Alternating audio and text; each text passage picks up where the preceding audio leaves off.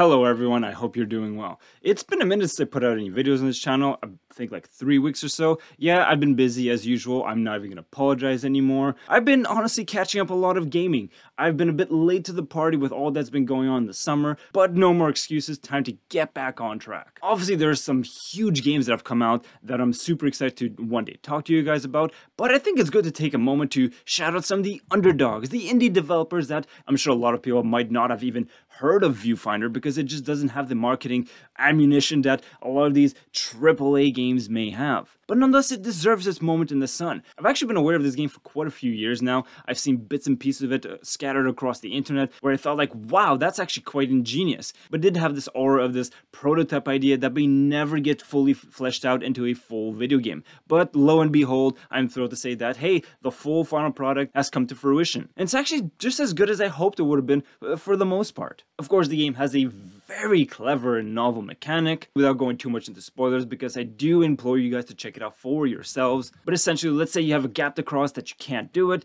but you find a photograph, and if you place it just at the right position, basically like an anamorphic puzzle, well, you're going to just integrate that image into the 3D world. And it's literally just going to cut through geometry, whatever, to build that image that you had in your hands into the world. Once again, it's quite novel, creative, and in many ways ingenious. I can imagine that this was not an easy feat for the developers to pull off, and I can only imagine what the playtest sessions would have been like for a long time, and that iteration process to make sure that the levels could not be broken, because indeed later on, things can get pretty crazy. Thankfully, there are a few simple rules and constraints in place that help keep the lid on the chaos, because otherwise it would have just been pandemonium. Just people breaking level left and right. Some sequences later in the game, I can only imagine what that would have been like for playtests. Yeah, I really love the game's puzzles. It really is its selling point and its main attraction. If you happen to not be into puzzle games, just stay away from this game. It won't be your cup of tea. But for those who are into that kind of experience, I think this is one of the most satisfying puzzle games I've played in a minute.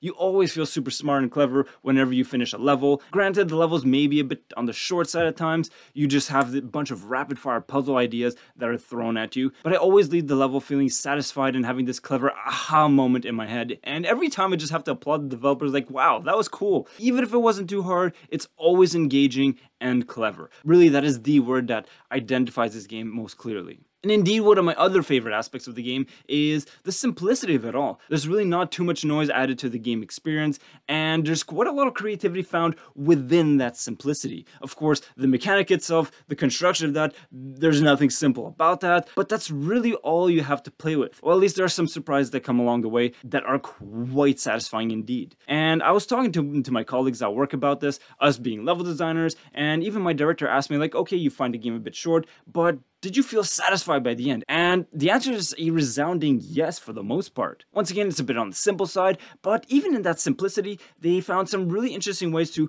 reuse ingredients or mechanics in new novel ways with some new rules and tweaks and constraints that are added into the game in some really refreshing ways. It might not have too much content to boast, but it packs a punch where it needs it most. Now, as clever as the game may be, it does have some weaker aspects that maybe does lower down the average a little bit in my eyes. It just feels a bit inconsistent to the super high quality of the puzzle design in contrast. But when it comes to the narrative, I do find it's very one note. You have this cute like digital cat called Kate, which he has some moments where he has some interesting, these kind of melancholic, poetic moments where he expresses, but for the most part, it's kind of just redundant and just filler content. Same thing with the voicemail messages you can find sometimes throughout the game. Once again, I think just through a voice acting point of view, they were kind of one note and flat and kind of meandering and didn't really add too much to the world. And I do feel it's a bit of a missed opportunity. Not that it had to be a narrative game, but they brought this really interesting environmental topic and this kind of like dystopian futuristic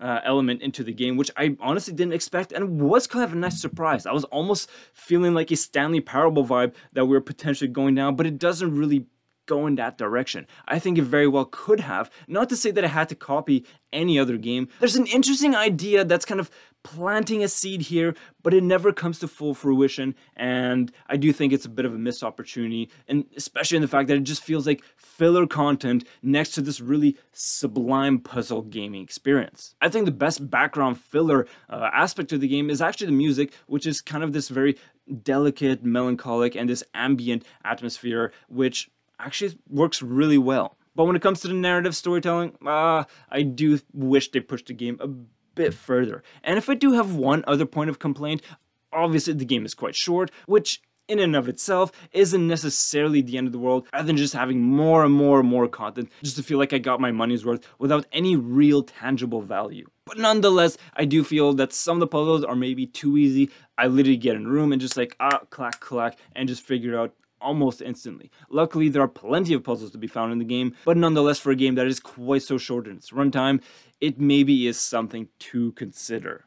But overall, I think this is a lovely indie game. I'm thrilled to see these kind of prototype ideas just come to full fruition. Maybe it is a bit paper thin, maybe the puzzles are a bit too easy sometimes, but even so, there are some challenging moments. Nothing that comes to the level of The Witness. If you're looking for a brain teaser like that game, I don't think this is quite it. If there's another bit of a missed opportunity, maybe a VR expansion. I mean, obviously that presents its own set of UX issues that could come in play, but that would be an interesting vibe to say the least. And I know I'm not the only one who feels that way. Viewfinder, I think, is a lovely indie game. And if you're into puzzle games, I don't know if we're gonna get a better game this year in that regard. By all means, gaming community, prove me wrong on that one. I love this thing. I'm gonna give it an 8.5. This is a bit more of a casual gaming experience from what I've been dealing with recently.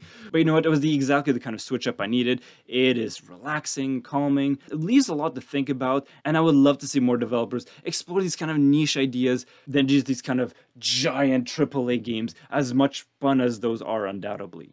So yeah, I highly recommend it, and if ever there are Steam sales or anything like that, even more reason to go check it out. Alright, with that being said, I'm gonna get on with my day. Lots to do today, but that's all good stuff. Alright now, as always, take care, wishing you and your loved ones nothing but the best. I can't wait to come back and talk to you guys again, whenever that will be.